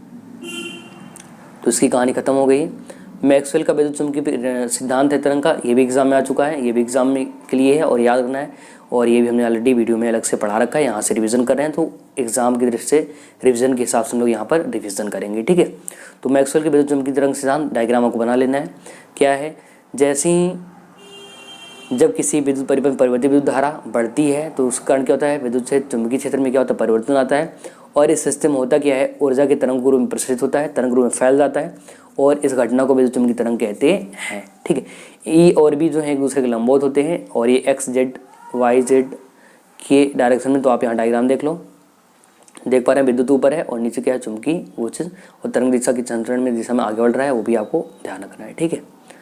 आगे देखो, इसका विश्लेषण एग्जाम पूछा है, तो याद रखना है विद्युत चुम्बकीय तरंग हमेशा प्रकाश की चाल के बराबर होता है। दूसरा क्या, जो चुम्बकीय तरंग है इसका प्रकृति कैसा, नेचर कैसा होता है, अनुप्रस्थ होता है, और इसमें अपवर्तन परावर्तन व्यतिकरण आदि घटनाएं भी होती हैं।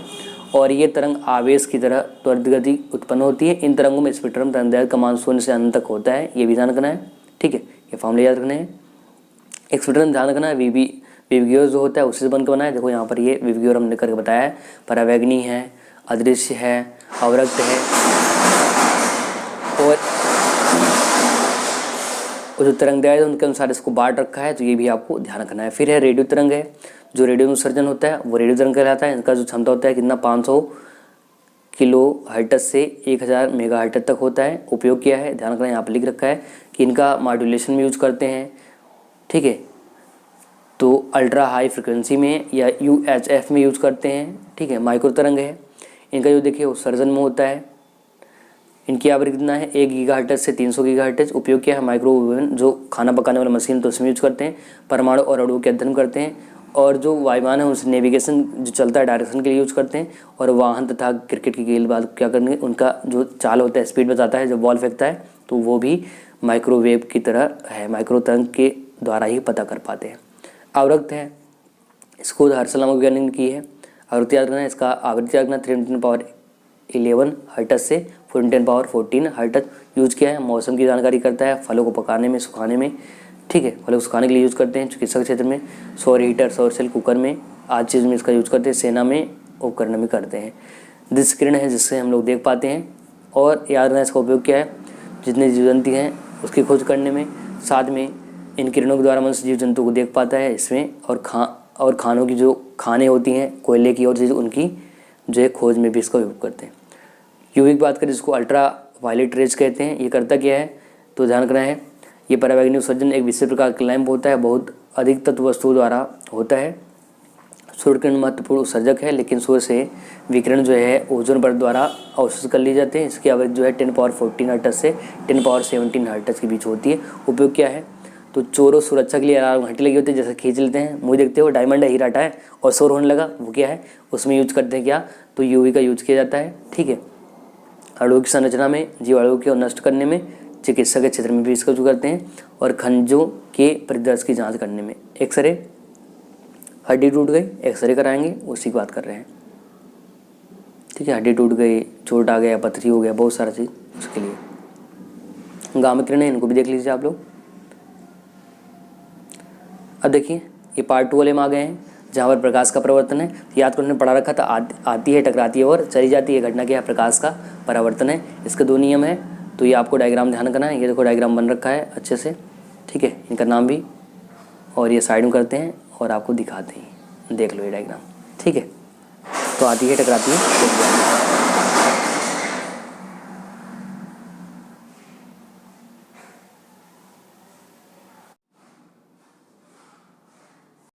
तो दोस्तों आपको याद रखना है प्रकाश का परावर्तन क्या है, आती है, टकराती है और चली जाती है। इस घटना को प्रकाश का परावर्तन, इसके 2 नियम है, याद रखना है आपको। 2 नियम याद रखना, पहला क्या, परावर्तित किरण और आपतित किरण अवलंबन तीनों एक तल में होते हैं। दूसरा याद रखना है क्या कि जो है आपतन कोण परावर्तन कोण के बराबर। परावर्तन 2 प्रकार का है, नियमित और अनियमित, याद रखना है ये भी। ठीक है, नियमित आपको यह हो गया और यह अनियमित का डायग्राम है और इसका परिभाषा। ठीक है, अपवर्तन क्या है तो अपवर्तन याद रखना, जब प्रकाश किरण एक माध्यम दूसरे माध्यम में जाएगा तो अपने मार्ग से व्यतिरिक्त होता है, चंद हो जाता है, अपना रास्ता भटक जाता है, बगल से चला जाएगा। तो ऐसे घटना क्या बोलते हैं, प्रकाश का अपवर्तन कहते हैं। इसके भी 2 नियम हैं, 2 स्थितियाँ याद रखना। जब भी विरल सघन जाएगा तो विलंब की ओर झुक जाएगा, और जब भी सघन से जो है विरल की ओर जाएगा तो विलंब से दूर हट जाएगा। ये भी आपको जानते रहना है। इसके भी 2 नियम है, पहला क्या, आपतित किरण, अपवर्तित किरण और अविलंब तीनों एक तल में होते हैं। दूसरा साइन आई और साइन आर का जो रेशियो होता है, अनुपात होता है, वो क्या एन होता है, अपवर्तनांक होता है, और इसे स्नेल का नियम भी कहते हैं। ठीक है, तो अपवर्तनांक का जो है प्रकाश चाल संबंध भी है, तो एन बराबर क्या, C/V होता है। ठीक है, ये भी परिभाषा आपको याद रखना है। अपवर्तन का उदाहरण क्या है तो रात में तारों का टिमटिमाना, पानी में तालाब अपेक्षाकृत कम दिखाई देना, जल में डूबी पेंसिल का मुड़ा हुआ दिखाई देना, ये सारी घटना क्या है तो प्रकाश का अपवर्तन है। क्रांतिक कोण क्या है तो क्रिटिकल एंगल, जैसे ही मान बढ़ाते 90 डिग्री जब होता है, सघन से विरल जाता है, तो वही आपका क्रांतिक कोण कहलाता है। ये भी आपको ध्यान रखना है। पूर्णांतिक परिवर्तन क्या है तो ये भी आपको ध्यान रखना है कि जब पूरा परिवर्तन होता है, सघन से विरल जाएगा और क्रांतिक कोण से मान ज़्यादा हो जाएगा, तो इस घटना को प्रकाश का पूर्णांतिक परिवर्तन कहते हैं। और इसका उदाहरण आपको याद रखना है। 2 शर्त होता है, 2 शर्त, पहला क्या, जो प्रकाश किरण है हमेशा सघन से विरल माध्यम जाना चाहिए, और दूसरा क्या है, हमेशा आपतन कोण का मान क्रांतिक कोण से अधिक होना चाहिए। हीरे का चमकना, जल पर की चमकदार दिखाई देना, रेगिस्तान में मरीच का प्रकाश तंतु, आदि सारी घटनाएं हैं। अगर प्रकाश के बड़े विक्षेपण की बात करें दोस्तों, ये क्या होता है तो प्रकाश, श्वेत प्रकाश जब 7 रंगों में विकिरण में टूट जाता है, इस घटना को प्रकाश का बड़े विक्षेपण कहते हैं। और इसमें 7 कलर होते हैं, ये भी आपको ध्यान रखना है। मानव समंजन नेत्र क्षमता क्या है तो मांसपेशी द्वारा लेंस की फोकस दूरी को कम ज़्यादा करना, जैसे पास देख रहे हो, पास दिख रहा है, पास दूर दिख रहा है, वो आपका समंजन क्षमता कहलाता है। दोष क्या है, आंखों में कोई डिफेक्ट होना दोष कहलाता है। निकट क्या है, जब पास की दिखाई दे दूर की ना दिखाई दे तो निकट दोष है। और इसका कारण क्या है तो 2 कारण है, वक्रता बढ़ जाना या फिर फोकस दूरी कम होना। दूसरा क्या है, व्यास का बढ़ जाना, किसके, गोले का व्यास। और निवारण क्या है तो चश्मे में कैसा लेंस, अपसारी या अवतल लेंस लगाते हैं। दूर इसी उल्टा होता है, जब दूर का दिखाई देता है पास का नहीं दिखाई देता, तो उसके लिए क्या करते हैं हम लोग, इसका कारण क्या है तो जो फोकस है वो कम हो जाना होता है। ठीक है, फोकस दूरी बढ़ जाना या फिर नेत्र का वक्रता क्या होना, कम हो जाना, या फोकस दूरी बढ़ना। दूसरा क्या है, व्यास भी कम हो जाता है। निवारण क्या है दोस्तों, इसका निवारण भी उत्तल लेंस है, अभिसारी लेंस है, जबकि अगले का निवारण क्या था, निकट के लिए अवतल लेंस या अपसारी, और इसके लिए उत्तल लेंस अभिसारी। याद रखना। जरा क्या, जब पास का और दूर का दोनों दिखाई दे तो इसके लिए जरा दृष्टि दोष है। और इसके लिए क्या करते हैं, इसके लिए जो है द्विफोकसी लेंस का यूज करते हैं। और मांसपेशियों में दुर्बलता या कमी कारण लचीलापन में कारण होता है, और निवारण क्या, द्विफोकसी लेंस का प्रयोग करते हैं। अब इनको होता है तो अगर जो है ऊर्ध्वाधर है, क्षैतिज से ऊर्ध्वाधर दिखाई देता है, तो ये आपका कहलाता है कि अब इनका दृष्टिवैषम कहलाता है। और इसका कारण क्या है, तो कार्निया का पूर्णतः गोलीकार न होना, ये इसका कारण है। और इसके लिए चश्मे में बेलनाकार लेंस यूज करते हैं। वरानता क्या है, कलर के प्रति अंधा होता है। इसका मतलब क्या है, जब गहरे कलर जैसे लाल है, पीले में अंतर नहीं कर पाते हैं, ऐसे दोष को वरानता कहते हैं। इसमें होता क्या, मनुष्य में आँख में संकर को इसका कमीकरण होता है और इसका कोई निवारण नहीं है, एक कारण होता ये भी आपको ध्यान रखना है। आवर्धन दे रखा है, तो एम और आई अपन हो, तो प्रतिबिंब दूरी और उसकी दूरी के अनुपात को आवर्धन कहते हैं, ध्यान रखना है, ठीक है। और साथ में देखो आगे आपको याद रखना लेंस की क्षमता, तो फोकस दूरी के व्युत्क्रम को लेंस क्षमता कहते हैं। और इसका जो मात्रक होता है याद रखना, इसका मात्रक डायमीटर होता है, ये भी आपको याद रखना है, ठीक है। लेंस सूत्र है 1/f = 1/v - 1/u, ये भी आपको ध्यान रखना है। हाई तरंग सिद्धांत हमने हाल ही में पढ़ाया था, तो वो उसी की है, ये इसी के आगे बढ़ाते हैं, ऐसे चलते हैं। तरंगाग्र क्या हमने बता रखा है कि जब माध्यम में समान कलम होगा तरंगाग्र कहलाएगा। तेंद्राग्र होता है, ये भी बताया था हमने, गोली है, समतल है, बेलनाकार है। तो ये सब कुछ हमने पढ़ा रखा है ऑलरेडी, आपको बस ऐसे देख लेना है, ठीक है। आगे देखो इससे दो चीज़ होता है, परावर्तन और अपवर्तन का जो है हमने डेरिवेशन भी कराया था।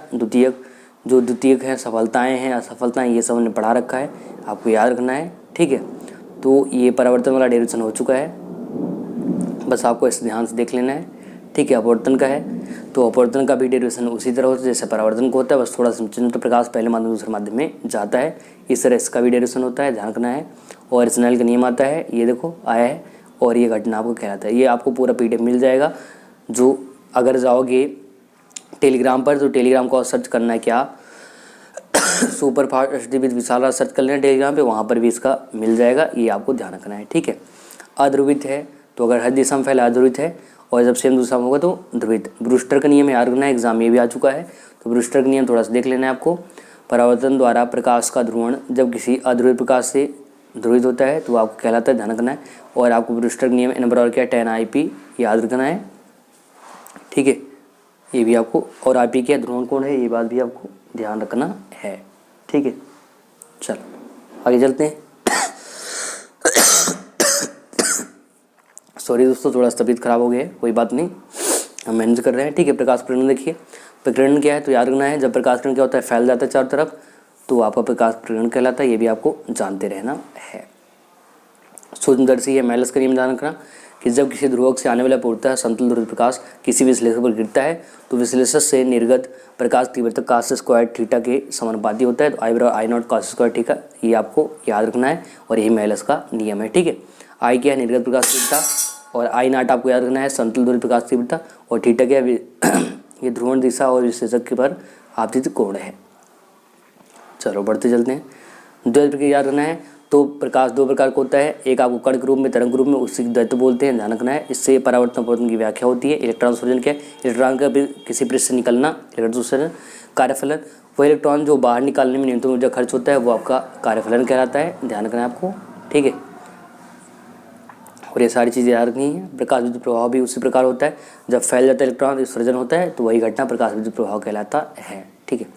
ये सारा कुछ आपको PDF मिल जाएगा, तो आपको परेशान होने की जरूरत नहीं है, ठीक है। तो आगे बढ़ते हैं। ये आपको हेडिंग याद रखना है, बहुत इंपॉर्टेंट है। आइंस्टीन का प्रकाश विद्युत समीकरण, जहाँ डेरिवेशन आइंस्टीन ये बताया था कि प्रकाश जो है ऐसा डायरेक्ट नहीं आता है, वो क्वांटम के रूप में या पैकेट रूप में, बड़े रूप में आता है, जिसे फोटॉन या क्वांटा कहते हैं, ठीक है। और ये डेरिवेशन और ये फार्मूला को याद रखना है कि K max = 12 यहाँ से फार्मूला आता है। और ये आपको डेरिवेशन याद रखना है कि 1/2 mv² मैक्स = h μ0 - न्यू, ठीक है, μ0 याद रखना है। डी ब्रॉगली तरंग दैर्ध्य जो है एग्जाम में कई बार आ चुका है, तो ये आपको याद रखना है, बहुत ही इंपॉर्टेंट है, ठीक है। चलिए आगे चलते हैं। ये सारा कुछ हमने बता रखा है, पढ़ा रखा है, ठीक है। तो ये आपको डी ब्रॉगली तरंग दैर्ध्य आपको याद रखना है। फार्मूला क्या, प्योर और जो है आपको याद रखना है h/λ, ठीक है, ये भी आपको ध्यान रखना है। तो आगे बढ़ते हैं।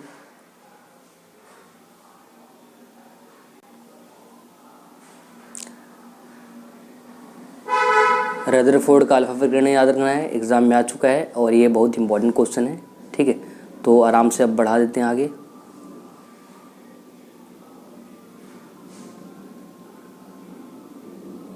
ठीक है, ये डायग्राम को ध्यान रखना है। ये रदरफोर्ड का क्या मॉडल है, परमाणु मॉडल है, ये ध्यान रखना है। ये बहुत इंपॉर्टेंट है, हाइड्रोजन स्पेक्ट्रम, तो थोड़ा यहाँ ध्यान देते हैं। देखो ये है क्या, बामन ने 1885 में बताया था इसके बारे में, आपको ये बात ध्यान रखना है। इसमें 5 चीज़ें होती हैं, लाइमन श्रेणी, बामर, पास्टन, ब्रैकेट एंड फुंड। ठीक है, ये 5 को ध्यान रखना है। अब देखो लाइमन क्या है, तो हाइड्रोजन परमाणु का इलेक्ट्रॉन जब किसी उच्च ऊर्जा स्तर से पहले में आता है तो लाइमन, दूसरे में आएगा तो बामर, तीसरे में आएगा तो पास्टन। इस तरह जो है 5 बनता है। तो लाइमन याद रखना है, फिर बामर याद रखना है, पास्टन याद रखना है, ब्रैकेट याद रखना है और फुंड। ठीक है, तो पहले में आएगा, दूसरे में आएगा, तीसरे में, चौथे में और 5वें में। और आपको ये फार्मूला याद रखना है। ठीक, कौन सा, यही 1/, लैम्डा और आर 1/1 का स्क्वायर माइनस 1/n2 का स्क्वायर, और n बराबर 1 है, n2 बराबर 2, 3, 4, ये आपको याद रखना है। ठीक है, स्क्रीनशॉट कर लीजिए आप, या फिर इसका PDF आपको मिल जाएगा। समस्थानिक क्या है, तो ऐसे तो जिनका परमाणु क्रमांक समान हो, परमाणु भार भिन्न हो, उसे समस्थानिक कहते हैं। आपको 1H1, 1H2, 1H3 याद रखना है। इनका विशेषता भी एग्जाम पूछ चुका है, तो ये भी आपको जानते रहना है।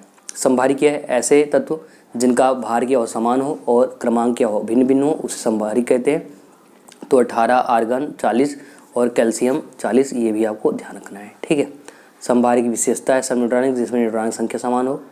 ठीक है, रेडियो एक्टिव इसके ये एग्जाम में नहीं आता है। नाभ की बल ध्यान रखना, जो नाभिक फोर्स होता है जिसमें इलेक्ट्रॉन और प्रोटॉन आपस में बंधे होते हैं, वो आपका नाभ की बल होता है, उसके बारे में ध्यान रखना है। 2 प्रकार का होता है, एक तो होता है नाभिक विखंडन, संलयन। ठीक है, तो आगे चल के नाभिक जब टूटेगा 2 प्रकार का, नाभिक संलयन और विखंडन, वो भी आपको ध्यान रखना है। ठीक है, चलो आते हैं आगे, लास्ट में आते हैं थोड़ा से, थोड़ा इधर देखते हैं हम लोग। हाँ देखो, गेट वोट है, इनको आपको ध्यान से देख लेना है। इनका डायग्राम देखना है बस, केवल गेट का, तो ध्यान से डायग्राम देखिएगा बस। एग्जाम में 1 नंबर का गेट आ चुका है। ठीक है, ये किसका है, और गेट का है, सिंबल है, सत्य सारणी है। आगे देखो, ये आपका एंड गेट का है, और ये आपको ध्यान रखना है नॉट गेट का है, और याद रखना है ये आपका किसका है, तो ये सिंबल है नैंड गेट का। एन मतलब नॉट, एंड मतलब एंड गेट दोनों जुड़ता है तो नैंड, इसका सत्ता सारणी है। आगे नॉर गेट का है, तो ये डायग्राम आपको ध्यान रखना है, बहुत इंपॉर्टेंट है। ठीक है, तो लगभग ये 129 पेज का ये पूरा स्टोरी है इसका, पूरा आपको ध्यान से पढ़ लेना है और जानते रहना है। और यहीं कुछ टॉपिक और बता देते हैं जो इंपॉर्टेंट है। हाँ देखो, ट्रांजिस्टर बहुत इंपॉर्टेंट है, PNP और NPN, ये ध्यान सुन लो। ठीक है, PNP देखो, PNP, तो ये डायग्राम आपको ध्यान रखना है। और ये ध्यान रखना है 3 चीज़ें, उत्सर्जक, आधार और जो है संग्राहक से मिलकर बनता है। और यहाँ P मतलब प्लस है, N मतलब निगेटिव है, जिसको जो है इलेक्ट्रॉन्स और क्वार्टर से मिलकर बनते हैं। ठीक है, इलेक्ट्रॉन होल दिख रहा है ना, प्लस में, इलेक्ट्रॉन्स माइनस में, ये आपको ध्यान रखना है और ये पूरा परिभाषा पढ़ लेना है। PNP और NPN ट्रांजिस्टर एग्जाम में 5 नंबर का आएगा, ये आपको डायग्राम बनाना है और इसका भी डायग्राम आपको बना लेना है। ठीक है, ये ध्यान रखना डायग्राम। देखो, सौर सेल भी है, सोलर पैनल जो होता है उसकी बात है, ये वो भी है, LED है, LED को भी ध्यान रखना। ठीक है, और जो डायोड है, PN डायोड, उसको आप अच्छे से पढ़ लेंगे। ये जो है आपका हाफ वेव रेक्टिफायर और फुल वेव रेक्टिफायर के रूप में होता है, ये भी आपको ध्यान रखना है। तो ये PN डायोड भी एग्ज़ाम में आ चुका है, ये देखो PN डायोड। ठीक है, तो ये भी एग्ज़ाम में आ चुका है, ये भी आपको ध्यान रखना है। ठीक है, पूरा का पूरा इतना। तो दोस्तों, ये जितना PDF आपको मिलेगा इसको बढ़िया से पढ़ लेना है, पूरा तैयार कर लेना है, एग्ज़ाम में यहाँ से क्वेश्चन पक्का फंसेगा। ठीक है, तो आपको ये देखो, नाभ की विखंडन है, संलयन में अंतर क्या है, ये भी आपको ध्यान रखना है। तो जो है आपको इतनी सारी चीज़ें पढ़ लेनी है और तैयार कर लेनी है, ध्यान रखना है आपको। ठीक है, तो आज क्लास में दोस्तों हम लोग क्या करेंगे, हम लोग इतना ही पढ़ने वाले हैं। बाकी जो भी है ये PDF आपको मिलेगा, इसको आपको तैयार कर लेना बढ़िया से। बाकी हमने सारा कुछ पढ़ा रखा है ऑलरेडी। ठीक है, तो ये आपको ध्यान रखना है। ठीक है, तो दोस्तों ये आपको पूरा का पूरा पढ़ लेना है, पूरा तैयार कर लेना है। एग्जाम में 5 नंबर का आएगा एंड मोस्ट इंपॉर्टेंट टॉपिक हमने पूरा पढ़ा दिया है। सो आज क्लास हम लोग यहीं तक पढ़ेंगे, पूरा पूरा ये तैयार कर लेना। एग्ज़ाम पक्का आप अपना बेस्ट करके आएंगे और एग्ज़ाम के लिए अभी से ही बेस्ट ऑफ लक। और सभी लोग पूरा क्या करके आना, पूरा चीर के आना, ठीक है। पूरा एग्ज़ाम खोपड़ी में क्या कर दें दोस्त, चीर के आना आप लोग, ठीक है। तो आज हमने पूरा का पूरा ये जितना टॉपिक था हमने पूरा पढ़ा दिया, पूरा हमने रिवीजन करवा दिया है। आपको इसको पीडीएफ को तैयार कर लेना है, बढ़िया से डन कर लेना है। सो आज के लिए इतना ही रहेगा, बाकी हम लोग मिलते हैं अगले एपिसोड में। तब तक नमस्कार, जय हिंद और सभी को बेस्ट ऑफ लक और बढ़िया से एग्ज़ाम खोपड़ी में छेद करके आना, ठीक है। तो बाकी मिलते हैं अगले क्लास में।